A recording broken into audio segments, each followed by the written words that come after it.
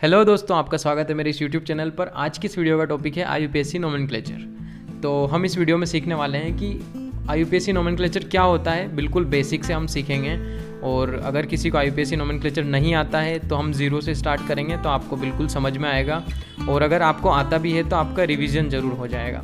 तो इस वीडियो से पहले मैंने इस सीरीज़ में 2 वीडियोस ऑलरेडी अपलोड किए हुए हैं, तो अगर आपने वो नहीं देखे हैं तो आप इस वीडियो के पहले या फिर बाद में कभी भी देख सकते हैं। आई बटन पे उसका लिंक आपको मिल जाएगा। तो चलिए इस वीडियो को मैं शुरू करता हूँ बिना किसी देरी के। सबसे पहला क्वेश्चन हमारे दिमाग में आना चाहिए, व्हाट इज़ IUPAC? IUPAC है क्या? ये एक अथॉरिटी है, या फिर हिंदी में बोले तो एक संस्था है, जिसका काम ये है कि किसी मॉलिक्यूल को या किसी कंपाउंड को नाम कैसे देना है, उसके लिए कुछ रूल्स होते हैं, और ये रूल्स बनाना काम होता है इस अथॉरिटी का। यानी कि IUPAC जो है वो अथॉरिटी क्या करती है, रूल्स बनाती है, जिनको फॉलो करके हम किसी भी मॉलिक्यूल को नाम दे सकते हैं। अगला क्वेश्चन हमारे दिमाग में आना चाहिए, वाई IUPAC क्यों? तो इसका आपको मैं बहुत ही अच्छा एग्जांपल देता हूँ। आपको ये जो पिक्चर दिख रही है, इसमें जो चीज़ है उसको UK के अंदर तो चिप्स बोला जाता है, लेकिन US के अंदर उसको फ्राइज़ या फिर फ्रेंच फ्राइज़ बोला जाता है।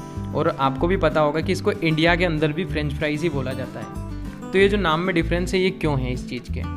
ये है रीजनल डिफरेंस की वजह से, यानी कि अलग अलग कंट्रीज़ में एक चीज़ के अलग अलग नाम हो सकते हैं। और ये तो एक ही एग्जांपल दिया है मैंने आपको, बहुत सारी चीज़ों के अलग अलग नाम होते हैं। लेकिन अगर ऐसा केमिकल्स के साथ भी होने लगा तो फिर ये तो दिक्कत हो जाएगी, क्योंकि ये चीज़ फिर हमारी रिसर्च के ऊपर और बहुत सारी चीज़ों के ऊपर इम्पैक्ट डालेगी। तो इसलिए हमारे पास एक इंटरनेशनल लेवल पर कुछ अथॉरिटी होनी चाहिए जो कि डिसाइड कर सके कि किस मॉलिक्यूल को क्या नाम देना है। इसलिए हमें IUPAC की ज़रूरत पड़ी। IUPAC नोमेनक्लेचर की एक खासियत होती है कि इसके अंदर जो नाम दिया जाता है वो इतना सिस्टमेटिक तरीके से कुछ रूल्स को फॉलो करके दिया जाता है, ताकि अगर एक व्यक्ति किसी दूसरे व्यक्ति से नाम को सिर्फ बोलता है तो दूसरा व्यक्ति उसका स्ट्रक्चर बना सकता है। लेकिन जब IUPAC का अस्तित्व नहीं था, कंपाउंड्स के नाम तब भी होते थे, लेकिन तब जो नाम होते थे वो उन मॉलिक्यूल्स के प्रॉपर्टीज़ की वजह से होते थे। जैसे कि यहाँ पर आपको एग्जांपल से दिखाता हूँ, ये जो सिट्रस फ्रूट होते थे, इनके अंदर से एक एसिड मिलता था जिसको हम सिट्रिक एसिड बोलते थे। तो सिट्रिक एसिड का नाम सिट्रस फ्रूट के बेसिस पे हुआ था, सिट्रिक एसिड। यहाँ पर एक चींटी दिख रही है आपको इस एग्जांपल में। तो ये जो चींटी है, ये स्पेशल टाइप की लाल कलर की चींटी होती थी जिसको फॉर्मिका बोलते थे। तो इसी चींटी के जो डंक होता है, जो काटती है, उस टाइम पे एक एसिड रिलीज़ होता था। उस एसिड को, जिसका फॉर्मूला HCOOH होता है, उसको फॉर्मिक एसिड बोलते थे। तो ये फॉर्मिक एसिड नाम इसी फॉर्मिका चींटी की डंक की वजह से इसका नाम फॉर्मिक एसिड आया। जहाँ से हमें वो कंपाउंड मिलता था, उसके ओरिजिन के बेसिस पर हम उसको नाम दे देते थे। लेकिन हर चीज़ के लिए ये पॉसिबल नहीं था, और फिर अलग अलग कंट्रीज़ में लोगों में विवाद होते थे कि हम इसको ये नाम देंगे, हम इसको ये नाम देंगे। इसके लिए हमें IUPAC की ज़रूरत पड़ी। आज तो IUPAC है हमारे पास, तो हम IUPAC को फॉलो करते हैं। लेकिन कभी कभी जब IUPAC नाम किसी मॉलिक्यूल का बहुत बड़ा हो जाता है, तब हमें कॉमन नेम काम आते हैं।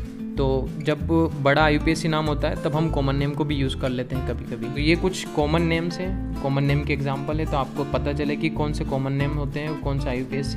अब हम IUPAC नोमेनक्लेचर को स्टार्ट करते हैं, ठीक है। तो सबसे पहले हमको एक बेसिक सा एग्जाम्पल लेके समझना पड़ेगा कि किस चीज़ को क्या बोला जाता है। ये जो आपको यहाँ पर चेन दिख रही है, इसको बोलते हैं हाइड्रोकार्बन चेन, ठीक है। और इससे जो यहाँ पर एक हाइड्रोकार्बन चेन छोटी सी निकली हुई है, यहाँ पर ये भी हाइड्रोकार्बन है, तो इसको हम बोलते हैं ब्रांच, ठीक है।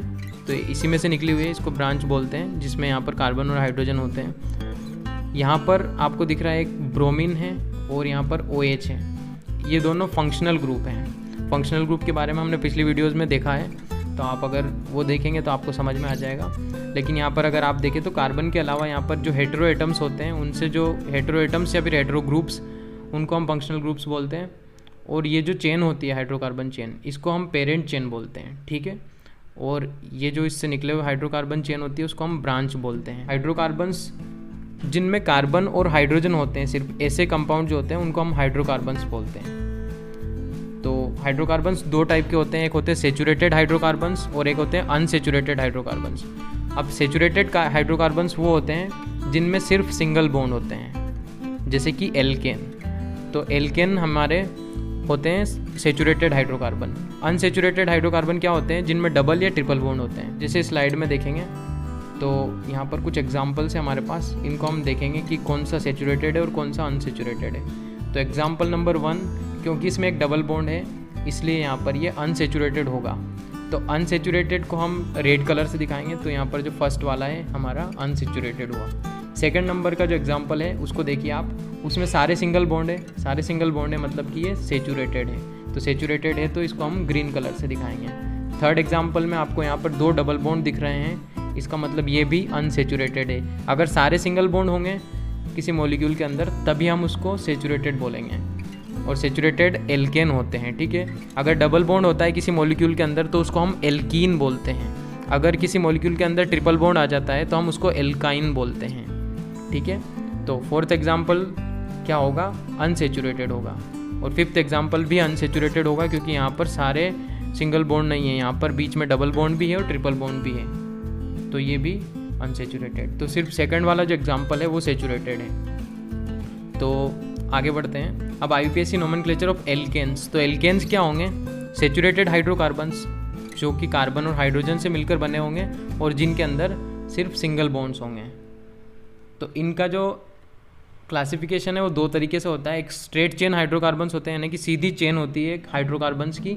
इसको हम एग्जांपल्स के साथ अगली स्लाइड में समझेंगे कि स्ट्रेट चेन हाइड्रोकार्बन्स क्या होते हैं।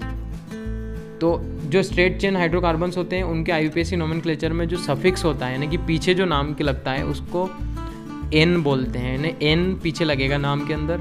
और प्रीफिक्स जो होंगे वो हमारे ट्रिवियल यानी कि कॉमन नेम के अंदर जो रहते हैं वही प्रीफिक्स लगाएंगे। तो जैसे कि एक एग्जांपल है ये, तो CH4 यानी कि ये कार्बन से 4 हाइड्रोजन जुड़े हुए हैं, चारों सिंगल बॉन्ड से जुड़े हुए हैं, इसलिए ये सेचुरेटेड है। और यहाँ पर कोई चेन वगैरह नहीं, मतलब कोई ब्रांच वगैरह नहीं है, इसलिए इसको हम सीधी श्रृंखला वाला यानी कि स्ट्रेट चेन हाइड्रोकार्बन बोलेंगे। तो इसका नाम जो है उसमें सफिक्स तो लगने वाला है N, लेकिन प्रीफिक्स क्या लगेगा। तो पिछली वीडियो अगर आपने देखी होगी तो आपको पता होगा कि जब भी एक कार्बन होता है उसको हम मेथ बोलते हैं। तो मेथ के पीछे हम लोग N लगा देंगे तो इसका नाम आ जाएगा मेथेन। एल्केन्स के लिए हम ये फॉर्मूला यूज़ कर सकते हैं CnH2n+2, यानी कि अगर इसमें N की वैल्यूज़ 1, 2, 3 रखते जाएंगे तो हमें एल्केन मिलता जाएगा। जैसे कि एग्जांपल के लिए अगर हम N की वैल्यू 1 रखें तो C1H2 × 1 यानी कि 2 + 2 CH4, इसका नाम क्या होगा, मेथेन, जो कि अभी हमने देखा ही है। अगर हम N की वैल्यू 2 रखते हैं तो C2H2 × 2 यानी कि 4 + 2 6 C2H6, तो ये हो गया एथेन। तो आगे और भी जैसे कि C3H8 के लिए अगर हम N की वैल्यू वहाँ पर 3 रखेंगे ऊपर वाले फॉर्मूले में तो हमें C3H8 मिलेगा। और 3 के लिए हम प्रोप यूज़ करते हैं तो प्रोप के पीछे N लगा देंगे तो प्रोपेन बन जाएगा। एक और एग्जांपल है, इसका नाम क्या होगा, 4 के लिए हम ब्यूट यूज़ करते हैं तो ब्यूट + N ब्यूटेन। तो आपको यहाँ पर कुछ एल्केन दिए हुए हैं, तो इनके लिए हम क्या नाम यूज़ करेंगे वो ये आपको दिख जाएंगे यहाँ पर। तो इस टेबल को आप या तो इसका स्क्रीनशॉट ले सकते हैं या आप इनको याद कर सकते हैं। ये तो थे हमारे स्ट्रेट चेन वाले, यानी कि सीधी सी एक चेन थी। अगली वीडियो में हम देखेंगे जो ब्रांच चेन एल्केन होते हैं उनके नेमिंग के लिए क्या क्या रूल्स होते हैं, उन रूल्स को हमको किस ऑर्डर में फॉलो करना है।